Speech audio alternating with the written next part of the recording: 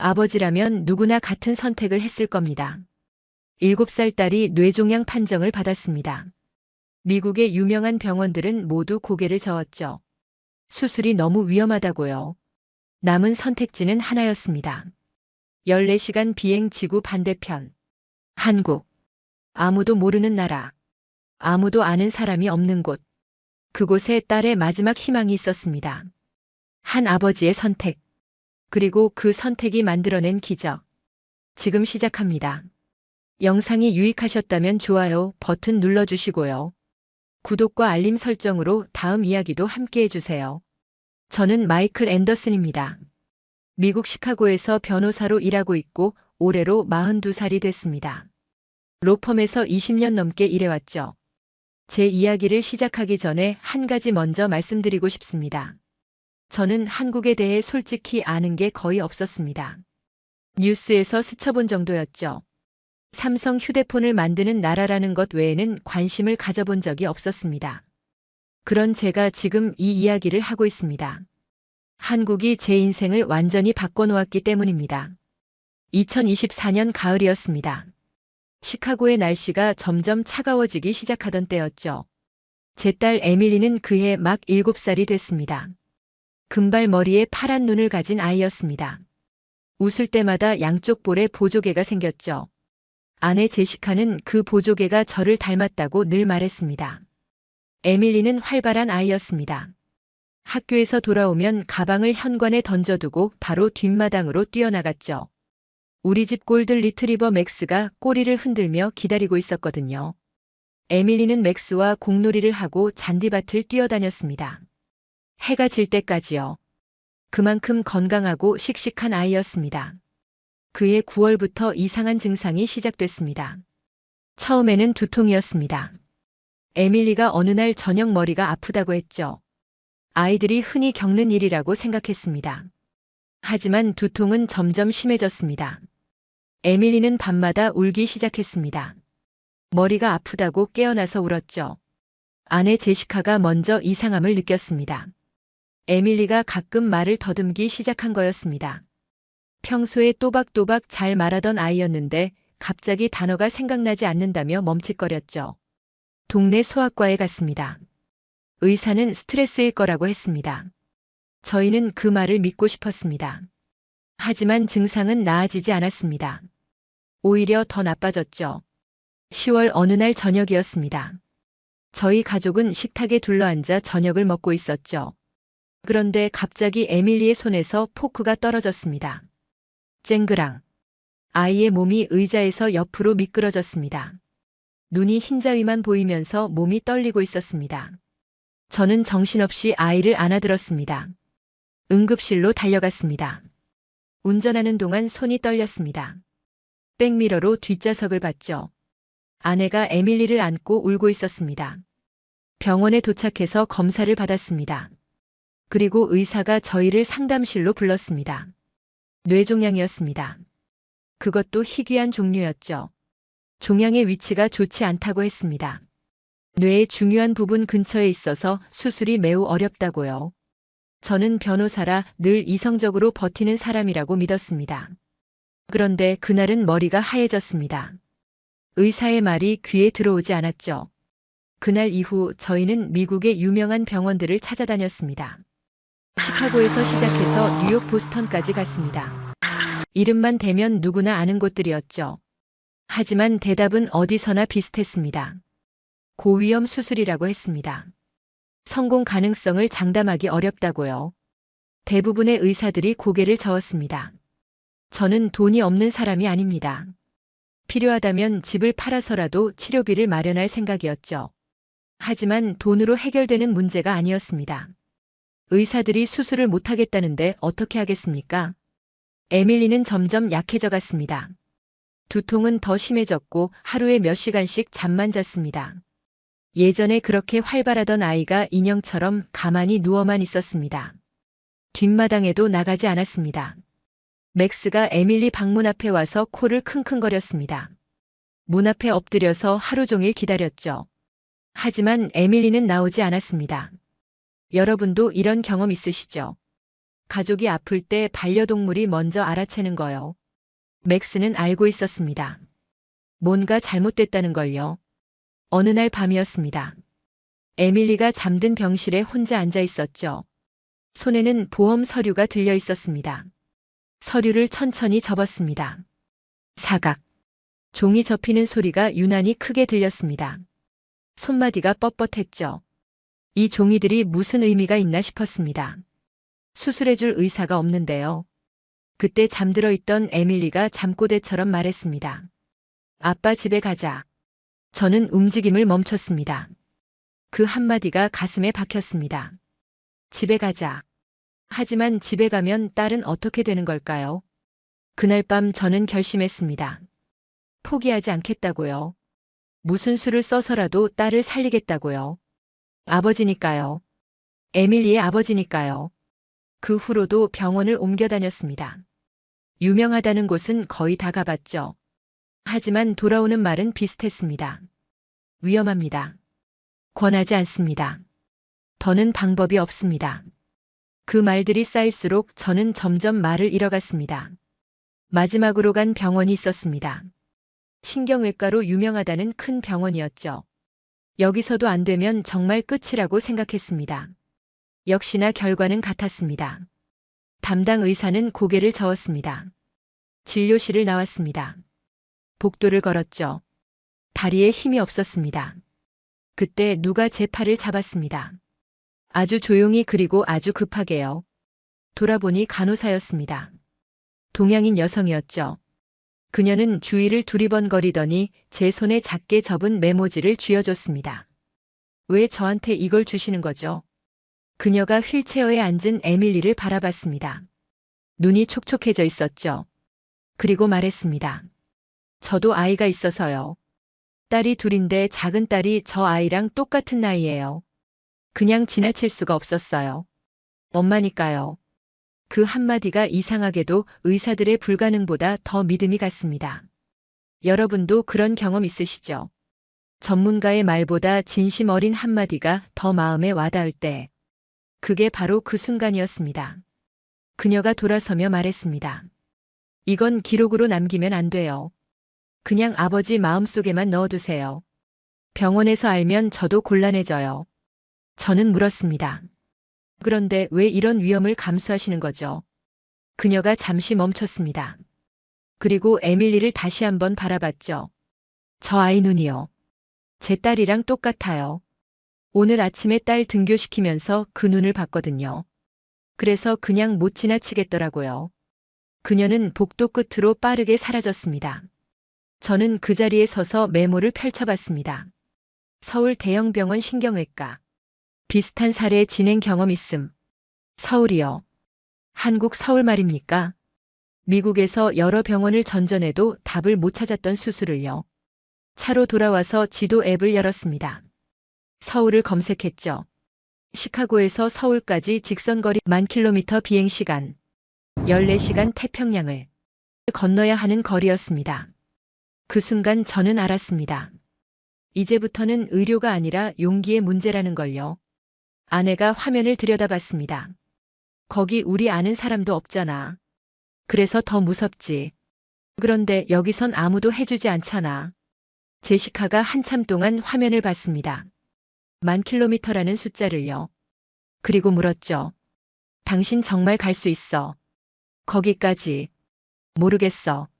근데 안 가면 평생 후회할 것 같아. 해볼 수 있는 건 다 해봤냐고 누가 물으면 나 뭐라고 대답해야 해. 제시카의 눈에서 눈물이 흘러내렸습니다. 당신 지금 나한테 확신을 달라는 게 아니지. 확신은 없어. 그냥 포기는 못하겠어. 집에 와서 장인어른께도 말씀드렸습니다. 장인 로버트는 낯선 곳에 손녀를 맡기는 게 그냥 두려운 분이었습니다. 한국까지 가서 무슨 일이 생기면 어쩌려고. 저도 같은 걱정을 하고 있었습니다. 하지만 포기할 수는 없었습니다. 여러분이라면 어떻게 하셨겠습니까? 1%의 가능성을 위해 지구 반대편까지 가시겠습니까? 아니면 익숙한 곳에서 결과를 받아들이시겠습니까? 저는 선택했습니다. 그날 밤 결심했습니다. 한국으로 가보자. 가능성이 1%라도 있다면 가보자. 가보지도 않고 포기하는 건 비겁한 거다. 아버지라서 선택해야 했습니다. 장인어른의 반대는 거셌습니다. 다음 날 아침에도 전화가 왔습니다. 제발 다시 생각해 보라고요. 그 다음 날에는 직접 집에 오셨습니다. 문을 열자마자 말씀하셨죠. 한국에 가는 건 무모한 일이라고요. 이해가 안 되는 건 아니었습니다. 손녀가 걱정되시는 거니까요. 장인어른은 말씀하셨습니다.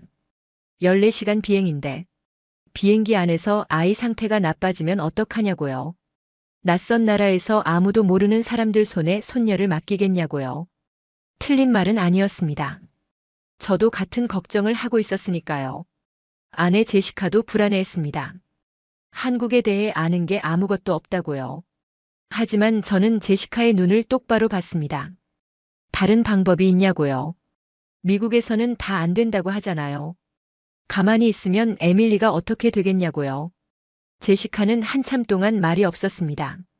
그리고 천천히 고개를 끄덕였습니다. 가보자고요. 후회하지 않게 해보자고요. 여러분도 이런 순간 있으셨죠? 확신은 없지만 결정해야 하는 순간. 두렵지만 가만히 있을 수 없는 순간. 그때 어떻게 하셨습니까? 인천행 비행기 표를 끊었습니다. 직항편이었죠. 14시간 비행이었습니다. 출발 전날 밤은 한숨도 못 잤습니다. 이게 맞는 선택인지 계속 생각했죠. 천장만 바라보다가 새벽이 됐습니다. 공항에 도착했습니다. 에밀리를 휠체어에 태우고 체크인 카운터로 갔습니다. 그런데 문제가 생겼습니다. 항공사 직원이 에밀리를 보더니 물었습니다. 아이 상태가 어떤지요? 비행 중에 의료 조치가 필요한 상황인지요? 의사 소견서가 있는지요? 저는 당황했습니다. 소견서를 준비하지 못했거든요. 직원이 말했습니다. 상태가 불안정해 보이는 승객은 탑승이 어려울 수 있다고요. 확인이 필요하다고요. 심장이 철렁 내려앉았습니다. 여기까지 와서 비행기를 못 타면 어떡하나.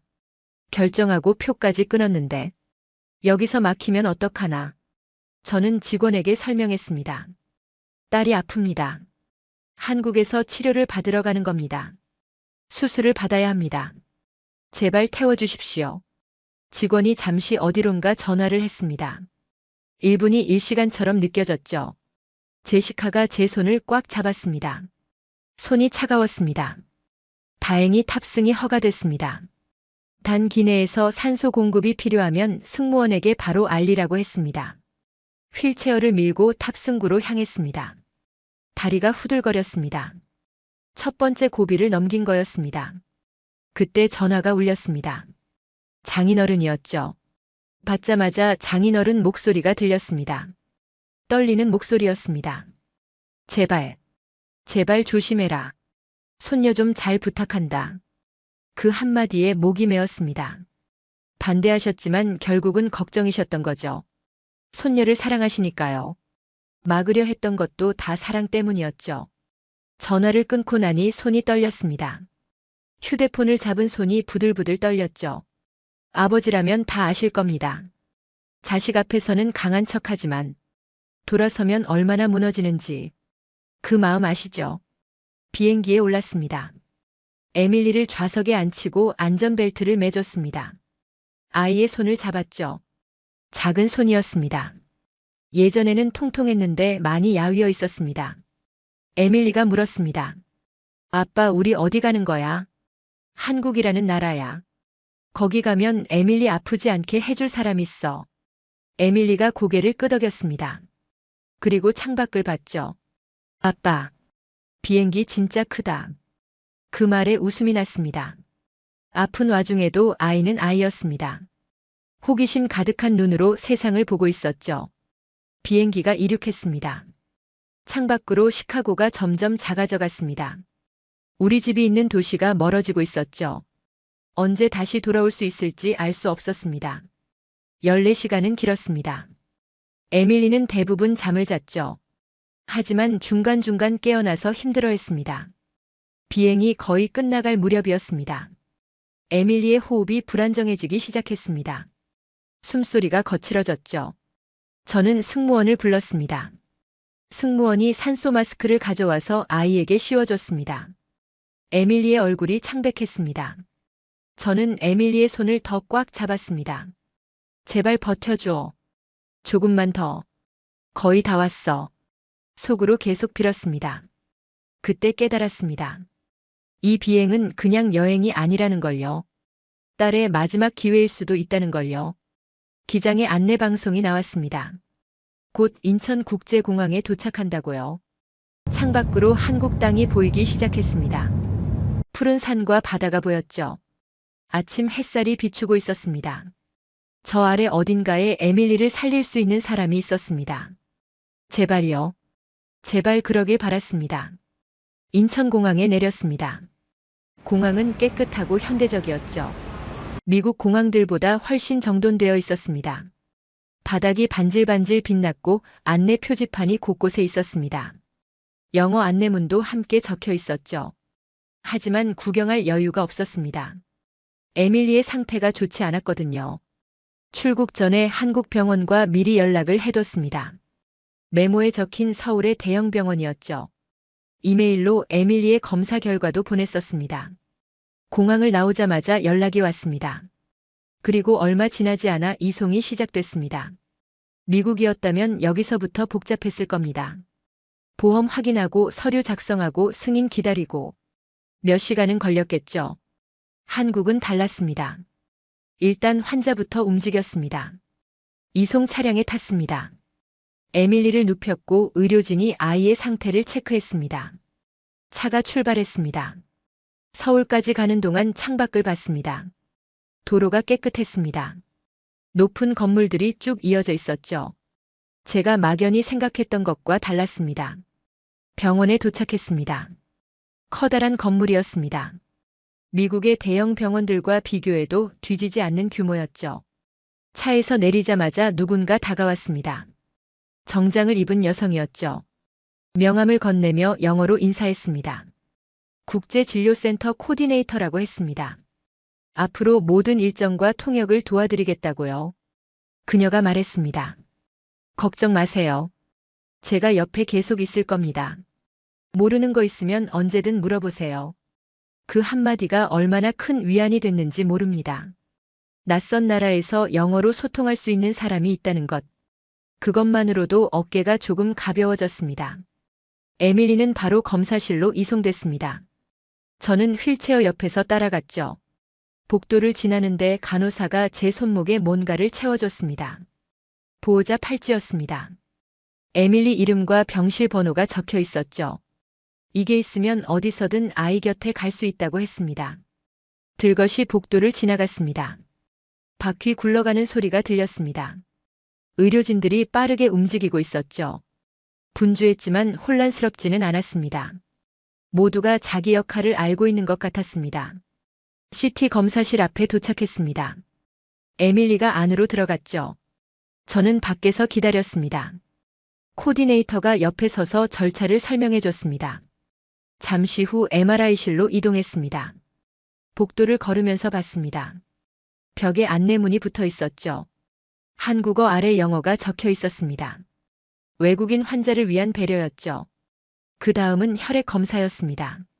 검사들이 빠르게 진행됐습니다. 기다리는 시간이 거의 없었습니다. 미국에서는 검사 하나 받으려면 예약하고 며칠씩 기다려야 했습니다. 여기서는 필요한 검사가 한꺼번에 진행됐죠. 그런데 놀라운 일이 벌어졌습니다. 검사가 끝나고 생각보다 빨리 의사들이 찾아왔습니다. 한 명이 아니라 3명이었죠. 신경외과 의사, 소아과 의사, 영상의학과 의사. 3명이 동시에 저를 만나러 온 거였습니다. 코디네이터가 설명해 줬습니다. 한국에서는 이렇게 여러 과가 함께 환자를 본다고요. 협진이라고 한다고요. 저는 복도 한쪽에 있는 회의실을 봤습니다. 문이 살짝 열려 있었죠. 안에서 의사들이 모여 있었습니다. 화이트보드에 뭔가가 적혀 있었고 손가락으로 가리키며 이야기하고 있었습니다. 검사 영상도 화면에 띄워져 있었죠.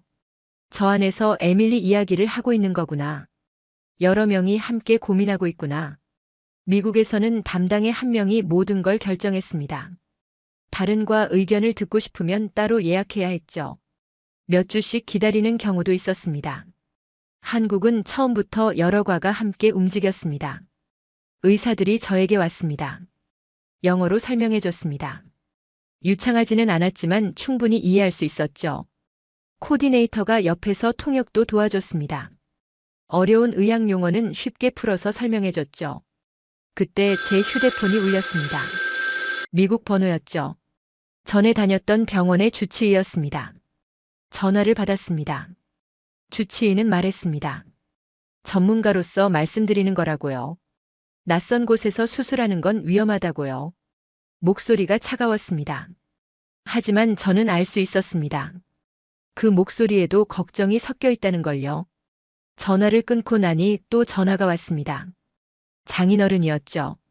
장인어른의 목소리는 떨리고 있었습니다. 제발 무리하지 말라고요. 손녀한테 무슨 일이 생기면 어떡하냐고요. 저는 알고 있었습니다. 반대하시는 것도 다 걱정 때문이라는 걸요. 하지만 여기까지 왔습니다. 이제 돌아갈 수 없었습니다. 그때 코디네이터가 다가왔습니다. 비용이나 절차 걱정하지 말라고요. 일단 치료부터 진행하고 서류는 나중에 정리해도 된다고요. 저는 잠시 멈췄습니다. 미국에서는 상상할 수 없는 말이었거든요. 거기서는 보험 확인이 먼저였습니다.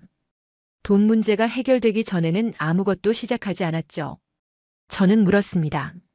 정말 그래도 되는 거냐고요. 나중에 문제가 생기지 않겠냐고요. 코디네이터가 고개를 끄덕였습니다. 환자가 먼저라고요. 서류는 그 다음이라고요. 그게 여기 방식이라고 했습니다. 여기서는 환자가 먼저였습니다. 그 순간 느꼈습니다. 한국이 대단해서가 아니라 순서가 달랐습니다. 그때 신경외과 과장이 검사 결과를 들고 들어왔습니다. 50대 초반쯤으로 보였습니다. 인상이 온화했습니다. 하지만 눈빛은 날카로웠어요. 교수가 말했습니다. 검사 결과를 봤다고요. 에밀리의 상태를 정확히 파악했다고요. 저는 숨을 멈추고 기다렸습니다. 또 안 된다고 할까봐 무서웠죠. 교수의 입이 열렸습니다. 수술이 가능합니다. 저는 처음에 못 들은 줄 알았습니다. 뭐라고요? 다시 한번 말씀해 주시겠어요? 교수가 다시 말했습니다. 천천히 또박또박. 수술이 가능합니다. 저희 팀이 비슷한 사례를 진행한 경험이 있습니다. 미국에서 여러 병원을 전전하며 들었던 말과 완전히 달랐습니다. 모두가 고개를 저었습니다. 한국에서는 된다고 합니다. 여러분도 이런 경험 있으시죠? 불가능하다는 말만 듣다가 갑자기 가능하다는 말을 들으면 기쁘기보다 먼저 의심이 드는 거요. 정말인가? 혹시 잘못 들은 건 아닌가? 저도 그랬습니다. 믿기 어려웠습니다. 정말이냐고 물었죠. 교수는 벽에 걸린 큰 화면을 가리켰습니다. 검사 영상이 떠 있었죠. 그리고 옆에 있는 화이트보드로 걸어갔습니다. 펜을 들더니 그림을 그리기 시작했습니다. 뇌의 모양을 간단하게 그렸죠. 그리고 한쪽에 동그라미를 쳤습니다. 여기가 종양 위치입니다. 저는 화이트보드를 바라봤습니다. 동그라미가 그려진 곳. 제 딸의 머릿속에 적에 있는 거였습니다. 여기가 문제인 거죠. 네. 하지만 접근 경로가 있습니다. 교수가 동그라미 옆에 선을 그었습니다. 화살표를 그리며 설명했죠. 이쪽으로 들어가면 중요한 부분을 피할 수 있다고요. 쉽지는 않지만 불가능하지도 않다고요. 미국 의사들은 이 그림을 안 그려줬습니다. 그냥 안 된다고만 했죠. 위험하다고만 했습니다. 여기서는 어떻게 할 수 있는지를 보여줬습니다. 그 차이가 컸습니다. 안 된다는 말과 이렇게 하면 된다는 말. 같은 상황인데 완전히 다른 느낌이었죠. 교수가 말했습니다. 물론 쉬운 수술은 아니라고요. 위험이 없는 것도 아니라고요. 하지만 불가능한 건 아니라고요. 단 조건이 있었습니다. 빨리 결정해야 한다고요. 종양이 계속 커지고 있어서 시간이 없다고요. 저는 벽에 걸린 시계를 봤습니다. 초침이 움직이고 있었죠. 똑똑똑. 그 소리가 유난히 크게 들렸습니다. 딸의 생명이 숫자로 바뀐 기분이었습니다. 그 순간 저는 계산을 멈췄습니다. 돈이 아니라 시간이었으니까요. 아버지라면 누구나 같은 심정이실 겁니다. 내 아이를 살릴 수 있다는데 망설일 이유가 있겠습니까? 아내에게 영상통화를 걸었습니다. 미국은 새벽이었죠. 제시카가 잠에서 덜 깬 얼굴로 받았습니다. 상황을 설명했습니다. 수술이 가능하다고요. 하지만 빨리 결정해야 한다고요. 제시카는 말을 잇지 못했습니다. 우리가 그토록 원하던 말이었는데 막상 들으니 두려웠던 거죠. 당신 어떻게 생각해? 제시카가 물었습니다. 나는 해보고 싶어. 여기까지 왔잖아. 여기 의사들은 방법을 보여줬어. 미국에서는 아무도 그러지 않았어. 전화 너머로 장인어른 목소리도 들렸습니다. 정말 믿을 수 있는 거냐고요? 한국 교수에게 다시 물었습니다. 팀에 대해 더 자세히 알려달라고요. 교수는 설명해줬습니다. 이 수술은 혼자 하는 게 아니라고요. 신경외과, 마취과, 소아과, 영상의학과가 팀으로 함께 움직인다고요. 수술 전에 다 같이 회의를 했다고요. 어떻게 하면 가장 안전하게 할 수 있는지 논의했다고요. 저는 결심했습니다.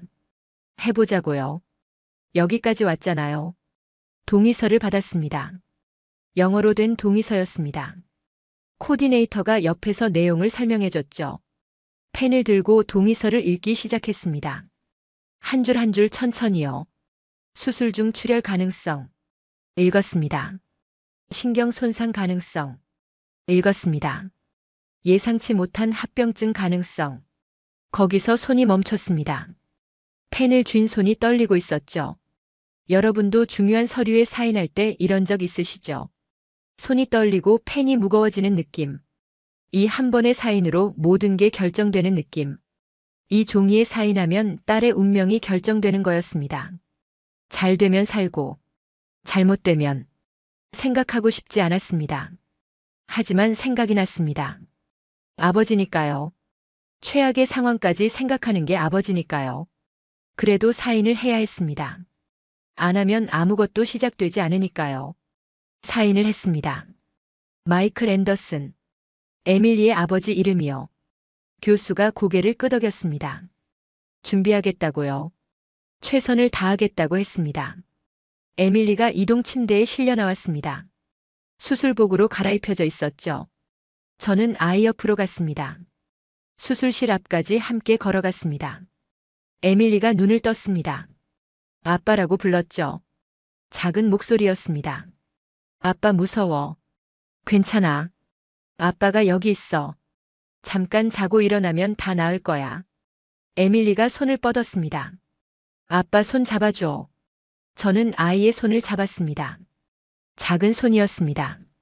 차가웠어요. 절대 안 놓을게. 아빠가 여기서 기다리고 있을게. 눈 뜨면 아빠 얼굴 제일 먼저 보게 해줄게. 에밀리가 고개를 끄덕였습니다. 약속이야. 네. 약속이야. 수술실 문이 열렸습니다. 에밀리가 안으로 들어가기 시작했죠. 저는 아이의 손을 놓아야 했습니다. 손가락이 천천히 풀렸습니다. 에밀리의 손이 제 손에서 빠져나갔죠. 아이가 고개를 돌려 저를 봤습니다. 작게 손을 흔들었어요. 문이 닫혔습니다. 저는 그 자리에 서 있었습니다. 움직일 수가 없었죠. 닫힌 문을 바라봤습니다. 그리고 긴 기다림이 시작됐습니다. 수술실 문이 닫힌 뒤에도 한참 동안 그 자리에 서 있었습니다. 다리에 힘이 없었죠. 간호사가 다가왔습니다. 대기실로 안내해드리겠다고요. 복도를 걸어서 대기실에 도착했습니다. 차가운 철제 의자에 앉았습니다. 손을 봤습니다. 아직도 떨리고 있었죠. 조금 전에 동의서에 사인한 손이었습니다. 딸의 손을 놓아야 했던 손이었습니다. 시계를 봤습니다. 오후 2시였죠. 수술은 대략 4시간 정도 걸릴 거라고 했습니다. 4시간. 240분. 누군가에게는 그냥 지나가는 시간이겠죠. 하지만 그날 저에게 4시간은 영원처럼 느껴졌습니다. 수술 대기실은 조용했습니다. 다른 환자 보호자들도 몇 명 있었습니다. 다들 말없이 앉아 있었죠. 각자의 걱정을 안고 있는 것 같았습니다. 여러분도 병원 대기실에서 기다려보신 적 있으시죠? 가족이 수술받을 때 검사 결과 기다릴 때 그 시간이 얼마나 길게 느껴지는지 아실 겁니다. 제 옆자리에 한국인 남자가 앉아 있었습니다. 50대 후반쯤으로 보였죠. 저처럼 혼자였습니다. 고개를 숙이고 두 손을 깍지 낀 채 바닥을 보고 있었습니다. 서로 말은 하지 않았습니다. 눈도 마주치지 않았죠. 하지만 같은 공간에서 같은 마음으로 기다리고 있다는 건 알 수 있었습니다. 누군가를 기다리는 사람들끼리는 말이 필요 없습니다. 그냥 알죠. 저 사람도 나처럼 무섭구나. 저 사람도 나처럼 간절하구나. 30분이 지났습니다. 일시간이 지났죠. 아무 소식이 없었습니다. 소독약 냄새가 났습니다. 병원 특유의 냄새죠. 그날은 그 냄새가 유난히 무겁게 느껴졌습니다. 자동문이 열리는 소리가 났습니다. 삑. 고개를 번쩍 들었습니다. 수술실에서 누가 나온 건가? 아니었습니다. 다른 환자 보호자였어요. 이런 일이 몇 번이나 반복됐습니다. 문 열리는 소리가 날 때마다 심장이 쿵 내려앉았죠. 그리고 아니라는 걸 확인하면 다시 기다렸습니다. 이 시간이 됐을 때 간호사가 왔습니다. 중간 브리핑이라고 했죠. 수술이 순조롭게 진행되고 있다고요. 예정대로 가고 있다고요.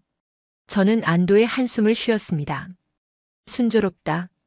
그 말이 그렇게 반가울 수가 없었습니다. 아내에게 영상통화를 걸었습니다. 미국은 이른 아침이었죠. 제시카가 받았습니다. 얼굴이 많이 부어 있었습니다. 밤새 울었겠죠. 잠도 못 잤겠죠. 순조롭대. 지금까지 괜찮대. 절반 정도 지났어. 그 말을 하는데 제시카가 울먹였습니다. 저도 목이 메었습니다. 하지만 참았습니다. 아직 끝난 게 아니니까요. 전화를 끊고 대기실로 돌아왔습니다. 다시 의자에 앉았죠. 그때 옆자리 한국인 남자가 일어났습니다. 어디론가 갔다가 돌아왔죠. 손에 종이컵 2개를 들고 있었습니다. 그가 제 앞에 종이컵 하나를 내밀었습니다. 따뜻한 커피였습니다. 저는 올려다봤습니다. 그가 말했습니다. 영어는 아니었죠. 한국어였습니다. 하지만 이상하게도 무슨 뜻인지 알 것 같았습니다. 표정으로 알 수 있었죠. 눈빛으로 알 수 있었습니다. 괜찮을 겁니다. 그가 고개를 끄덕였습니다. 저도 고개를 끄덕였죠. 고맙습니다. 영어로 말했습니다. 그는 알아들었는지 살짝 미소를 지었습니다. 그리고 다시 자기 자리에 앉았죠. 커피를 한 모금 마셨습니다. 따뜻했습니다. 그 온기가 손에서 가슴으로 퍼지는 것 같았습니다. 말이 통하지 않는 낯선 사람이었습니다. 하지만 그 한 잔의 커피가, 그 한 번의 눈 마주침이 여기서 나 혼자가 아니라는 걸 느끼게 해줬습니다. 여러분도 이런 경험 있으시죠? 힘들 때 누군가가 건넨 따뜻한 말 한마디. 아무것도 아닌 것 같지만 그게 얼마나 큰 힘이 되는지.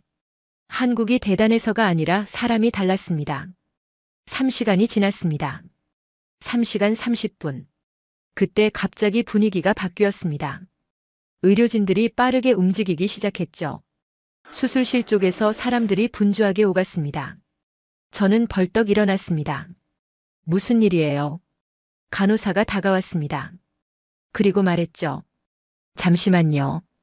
그 말을 듣는 순간 심장이 떨어지는 것 같았습니다. 잠시만요. 그게 무슨 뜻이죠? 에밀리한테 무슨 일이 생긴 건가요? 몇 초가 몇 시간처럼 느껴졌습니다. 저는 그 자리에 얼어붙어 있었습니다. 숨도 제대로 쉴 수가 없었죠. 그때 옆자리 남자가 다가왔습니다. 제 어깨에 손을 얹었죠. 아무 말도 하지 않았습니다. 그냥 손만 얹었습니다. 하지만 그 손의 무게가 느껴졌습니다. 혼자가 아니라는 뜻이었죠. 간호사가 돌아왔습니다. 수술 마지막 단계라서 그런 거라고요. 원래 마무리할 때 확인할 게 많다고요. 걱정하지 말라고요. 저는 안도했습니다. 하지만 완전히 안심할 수는 없었습니다. 그때 휴대폰이 울렸습니다. 장인어른이었죠. 장인어른 목소리가 떨리고 있었습니다. 어떻게 됐어? 제발 괜찮다고 해줘. 평소에 강한 분이셨습니다. 하지만 손녀 앞에서는 그냥 걱정 많은 할아버지였습니다. 저는 대답했습니다. 아직 수술 중이라고요. 조금만 더 기다리면 된다고요. 전화를 끊고 복도 끝으로 걸어갔습니다. 창밖을 봤습니다. 서울의 하늘이 보였습니다. 해가 지고 있었죠. 노을이 붉게 물들어 있었습니다. 내가 선택한 거야. 내가 여기로 데려온 거야. 무슨 일이 생기면 다 내 책임이야. 아버지라면 누구나 이런 생각하시죠. 내 선택이 맞았을까? 더 좋은 방법이 있었을까?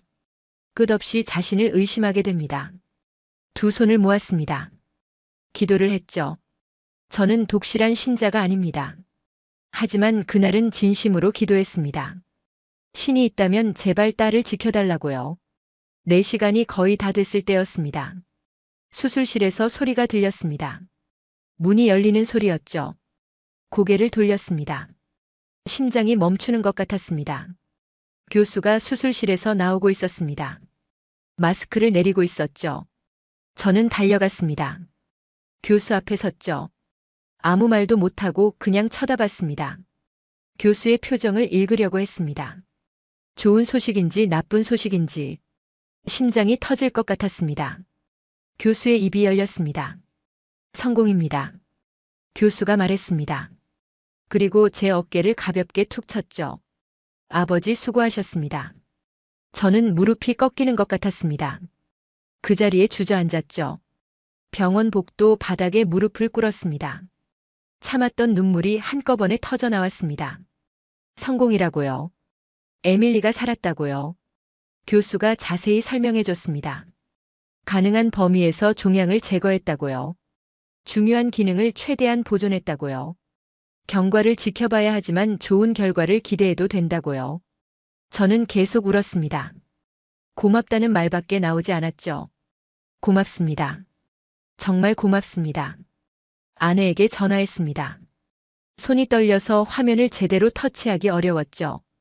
됐어. 성공이래. 에밀리가 괜찮대. 전화 너머로 제시카가 무너지는 소리가 들렸습니다.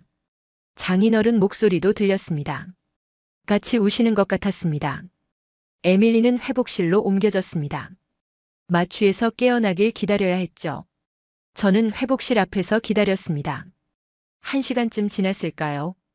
간호사가 나와서 말했습니다. 깨어났다고요. 회복실로 들어갔습니다. 에밀리가 누워 있었습니다. 머리에 붕대를 감고 있었죠. 얼굴이 창백했습니다. 하지만 눈을 뜨고 있었습니다. 제가 들어오는 걸 보더니 아이가 작게 웃었습니다. 아빠, 여기 어디야? 저는 에밀리 곁으로 다가갔습니다. 아이의 손을 잡았죠. 따뜻했습니다. 살아있는 손이었습니다. 병원이야. 한국이라는 나라야. 이제 괜찮아. 다 끝났어. 에밀리가 말했습니다. 머리 안 아파. 이상해. 진짜 안 아프다. 저는 또 눈물이 났습니다. 기쁜 눈물이었죠. 두통이 사라졌다는 거였습니다. 밤마다 울게 만들던 그 두통이요. 그때 간호사가 다가왔습니다. 작은 목소리로 말했죠. 아버지 조용히 해주세요. 아직 안정이 필요해요. 저는 고개를 끄덕였습니다. 알겠습니다. 속삭이듯 대답했죠. 터져나오는 울음을 삼켰습니다. 에밀리 앞에서 크게 울면 안 됐으니까요. 아이가 놀랄 수 있으니까요. 입술을 꽉 깨물었습니다. 눈물이 볼을 타고 흘러내렸지만 소리는 내지 않았습니다. 아내에게 다시 영상통화를 걸었습니다. 에밀리를 보여줬죠. 제시카가 화면을 보며 울었습니다. 에밀리가 웃었습니다. 엄마 울지 마. 나 괜찮아. 저녁이 됐습니다. 에밀리가 잠들고 나서 병원 복도로 나왔습니다. 그리고 그 간호사에게 전화했습니다. 미국 병원의 한국계 간호사요. 메모를 건네줬던 분이죠. 전화가 연결됐습니다. 저라고 말했죠. 딸이 수술받은 아버지라고요. 성공했다고 말했습니다. 에밀리가 괜찮다고요. 그 메모 덕분이라고요. 정말 고맙다고요. 전화기 너머로 잠시 침묵이 흘렀습니다. 그리고 그녀가 말했습니다. 목소리가 떨리고 있었죠. 다행이에요. 정말 다행이에요. 자기도 아이가 있다고요. 그래서 그냥 지나칠 수가 없었다고요. 아이가 무사해서 정말 다행이라고요. 그 한마디가 가슴에 남았습니다. 자기도 아이가 있다. 그래서요. 그게 이유였던 거죠. 엄마의 마음이었습니다. 장인어른에게도 전화가 왔습니다. 받자마자 장인어른이 말씀하셨습니다. 미안하다. 내가 틀렸어. 내가 옳았어. 장인어른이 처음으로 그런 말씀을 하셨습니다. 평소에 강한 분이셨죠. 하지만 그날은 그냥 걱정 많은 할아버지셨습니다. 손녀가 살았다는 게 너무 기뻤던 거죠. 창밖을 봤습니다. 서울의 밤이었습니다. 고층 건물들에 불이 켜져 있었죠. 한 가지 질문이 머릿속을 떠나지 않았습니다. 한국에선 왜 포기라는 말을 덜 쓸까? 매일 조금씩 좋아졌습니다. 며칠 뒤 혼자 앉을 수 있게 됐습니다. 그 다음에는 간호사 부축을 받고 몇 걸음 걸었죠. 아이의 눈빛이 달라졌습니다. 생기가 돌아왔습니다. 간호사들이 오면 손을 흔들며 인사했습니다. 한국어로 안녕하세요라고 말하는 법도 배웠죠. 그리고 예상보다 빠르게 퇴원 이야기가 나왔습니다. 의료진이 경과가 좋다고 했죠. 퇴원 전날 교수를 만났습니다. 마지막 인사를 하러 간 거였죠. 저는 궁금했던 걸 물었습니다. 미국에서는 다들 못한다고 했습니다. 왜 한국에서는 가능했나요? 교수가 잠시 생각하더니 말했습니다. 한국에선 포기라는 말을 잘 안 쓴다고요. 안 되면 어떻게든 방법을 찾는다고요. 그리고 이렇게 덧붙였습니다. 여기선 결정이 혼자 책임이 아니라 팀이 함께 진다고요. 같이 고민하고 같이 결정하고 같이 책임진다고요. 그게 협진의 의미라고 했습니다. 그 말이 마음에 깊이 남았습니다. 팀이 함께 진다. 혼자가 아니라 같이. 퇴원하는 날이 됐습니다. 에밀리가 휠체어에 탔죠. 표정이 밝았습니다. 두통이 없으니까 아이가 완전히 달라졌습니다. 간호사들이 인사했습니다. 잘 가라고요. 건강하라고요. 에밀리도 손을 흔들어 답했습니다. 안녕히 계세요. 에밀리가 한국어로 말했습니다. 병원을 나왔습니다. 공항으로 가는 차를 탔죠. 처음 왔을 때는 무서웠습니다. 낯선 나라였으니까요. 하지만 떠나는 지금은 달랐습니다. 고마운 나라였습니다. 딸에게 기회를 준 나라였죠. 인천공항에 도착했습니다. 비행기에 올랐죠. 비행기가 이륙하기 시작했습니다. 창밖으로 한국 땅이 작아져 갔습니다. 서울의 불빛들이 멀어졌죠. 에밀리가 말했습니다. 아빠 구름이 예뻐. 저는 아이를 봤습니다. 웃고 있었죠. 건강한 얼굴이었습니다. 보조개가 보였습니다. 그래. 구름 예쁘다. 저도 웃었습니다. 오랜만에 편하게 웃었죠. 비행기 안에서 생각했습니다. 이 이야기를 알려야겠다고요. 한국에서 무슨 일이 있었는지요. 노트북을 꺼냈습니다. 이메일 창을 열었죠. 로펌 동료들에게 보내는 메일이었습니다. 제목을 썼습니다. 한국에서 있었던 일. 내용을 쓰기 시작했습니다. 딸이 아팠던 것. 미국에서 답을 못 찾았던 것. 한국에서 수술을 받은 것. 에밀리가 살아난 것. 동료들이 읽으면 한국에 대해 알게 되겠죠. 저처럼 몰랐던 사람들이 알게 되겠죠. 미국에 도착하면 장인어른께도 보여드릴 겁니다. 한국 검색창을 열어드릴 거예요. 직접 보시라고요. 어떤 나라인지, 어떤 사람들인지, 내 딸을 포기하지 않은 사람들이 있었습니다. 한 번도 만난 적 없는 아이를요. 그들은 방법을 찾았습니다. 한국에서 우리 가족은 다시 숨을 돌릴 수 있었습니다. 적어도 저희 가족은 그렇게 믿게 됐습니다. 그리고 그날 저는 처음으로 안심이라는 말을 배웠습니다. 안심. 걱정하지 않아도 된다는 것. 이제 괜찮다는 것. 딸의 손을 잡았습니다. 따뜻했습니다. 살아있는 손이었습니다. 저는 마이클 앤더슨입니다. 미국 시카고에서 변호사로 일하고 있죠. 그리고 에밀리의 아버지입니다. 한국이 제 딸을 살렸습니다. 적어도 저희 가족은 그렇게 믿고 있고 평생 감사하며 살 겁니다. 고맙습니다. 대한민국. 여러분이라면 그 순간 어떤 선택을 하셨을까요? 댓글로 한 줄만 남겨주세요. 이런 해외 감동 사연 다음 편도 이어가겠습니다. 구독으로 함께 해주세요.